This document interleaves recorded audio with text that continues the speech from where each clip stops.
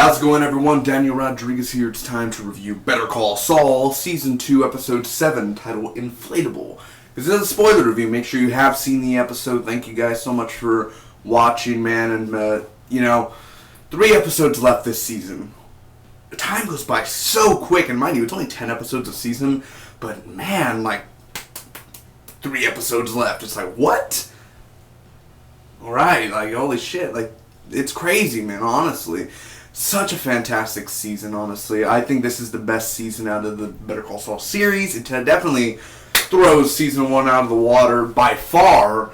And Season 1 was good, but this, man, so far, I think it's a great season. Yeah, it had one episode where I was like, this episode, But other than that, this whole season has been pretty great for me. Personally, for me, in my opinion, it's been great. So, anyway, let's get right to it, man. 2 minutes to recap the episode, give you the pros, cons, final score, and let's get right to it, man. Holy crap! And don't forget, if you're Walking Dead fans, because it's on AMC as well. Obviously, this Sunday is the season 6 finale. I was going to say premiere. The season 6 finale.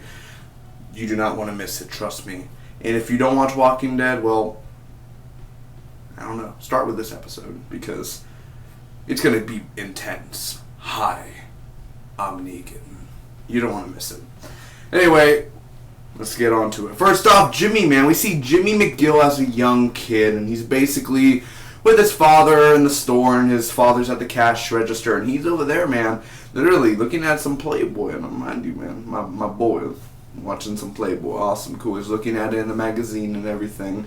And literally, I don't even know if they sell anymore in a convenience store or something. I gotta go, literally, when I go next time, I need to be like, you guys sell Playboys? Because I don't know if they even really, you know what I mean? I remember when I was a kid, they used to have them out where it's, visible, but they had them obviously wrapped up in a cover. But they had it there, and now it's kind of I guess you have to ask for them now instead of, actually seeing them somewhere behind the register. So I guess that's a thing. Anyway, so Jimmy's looking at some Playboy and everything, and this guy comes in. He's basically a con artist. He asks for money, oh, sir, my car, and I need it's messed up. I need to go back to my son and everything. He's sick. All this con stuff, and Jimmy sees through it, man. And basically, the dad goes to the back, and of course, the kid or the adult says, "You're either a sheep or a wolf. Which one are you, son?" And he ends up walking out with the $10 or whatever, and 2 cartons of cigarettes. Dude, pretty lucky guy. So he takes off, man. Jimmy takes money as well. He takes $8 from the register too from his dad, which I don't do that stealing thing. So that sucks, stealing from your own father. So that is a sin, Jimmy. Mike doesn't go through with the gun thing, man. Basically going to the court and being he almost went through with it, but then he kind of walked off. Jimmy is writing a resignation letter, but he doesn't end up doing it because he would have to pay back all the money. He has to get fired in order to get the bonus, but if he doesn't, then he has to pay all of the money back, whatever, and all the stuff he'd make throughout a year. So he doesn't resign, of course. Jimmy ends up changing his look because he sees the inflatable, it's the inflatable man, and basically the colorful look, and he basically gets some new tuxedos. He changes his attitude a little bit, man. So he ends up, he buys a bunch of bagpipes, and he's doing it in his office with the bagpipes, and Ed Begley Jr. just comes in and he's like, "Jimmy, my office now." So they end up going to the office, man. He's basically fired. He wants Kim to be his partner in his own company, Wexler and McGill. So now she refuses, but he is back to the spa, the Linnell salon and everything. He's living there, and he says goodbye to Omar, which was his secretary or whatever you want to say. He has, Mike is looking for a new house for Kaylee and Kaylee's mom, and they find a house. Mike is spying on the restaurant where, of course, where Tuco's grandpa lives, or, that place where they are, and the twins or the brothers. And then after that, Kim has a meeting, and, she did good at the meeting, and they want to hire her at, Schwartz and Coakley or whatever, but she ended up saying she will do it and be a partner with Jimmy, but in the same building, but not as partners, but as one side her, other side him. A civil war. Anyway, so, what do I think about this episode overall, guys? First off, let me give you the pros, man. I love the opening of the episode. It's a good 8 minutes long or 7 minutes long, just in that convenience store. I loved everything about it, dude. There's always that one opening where it just so well, and it shows Jimmy when he's young and how he sort of, he could see through as con artist, even though he is sort of a con artist, basically. You know what I mean? Like, you could see him changing his ways and, like, stealing money from register, and he wasn't a good apple, man. He was kind of a rotten, slimy worm apple, basically. Like, worms going through and everything, worms in his heart and everything. Basically like that. Of course, every week I say this, and it's true. The directing in this episode, awesome. Great directing, and also the cinematography, everything, or the way the camera moved, that was all fine, all perfect, same as always. Jimmy McGill, man, of course, in the modern day, the present day.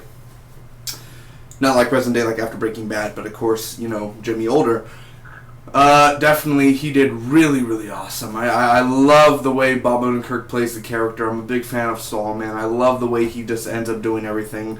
His changes, his look, the music when he was, walking, and the montage, like, where it shows the inflatable guy and it shows his face, and he's just kind of, like, dancing and stuff like that. And, I mean, literally, I just love all of it. He was just like, get fired, you know what I mean? So I love that about Jimmy, man. I thought that was a really cool add-on to there. The whole being fired scene, he walks out and he ends up grabbing the girl's can of soda or whatever and throws it in the trash. Like, hey! I thought that was funny. It's a funny episode at times, man. And I love the ending where, basically Kim and them are going to come together, even though they're not going to be partners at all. They will still be in the same building and we'll see each other, obviously, because they're in the same building. The only cons I really have to say about this, there was not much Mike. Even though I did like the Mike storyline, it was kind of confusing because it's like court, he didn't do it, and then like he goes to get in the house, and then it kind of felt like they're watching him, but then he's watching them, and him driving up, and like, you have 25 minutes left of the episode, and he's just there looking, and you never see Mike again. I'm like, you could have done a little bit more with him this episode. You could have done a little bit more with him. But, not much cons in here, man. I love this episode. I thought it was a really great one. Again, directing, the way it's acted out, man. Of course, the meetings. There are just a few slow points in this episode, like of Kim and some scenes in the meeting. Little stuff like that where it just kind of slows the roll a little bit. But overall, man, as an episode itself, I truly did enjoy it. I think it was a great episode. So overall, I'm going to be giving this Better Call Saul episode, Season 2, Episode 7, Inflatable, an A-, man. So comment down below, tell me what you guys thought about this episode, and I'll be seeing you next week for more Better Call Saul. Again, like, share, comment, and subscribe. Thanks again. Appreciate it. Until next time, Better Call Saul!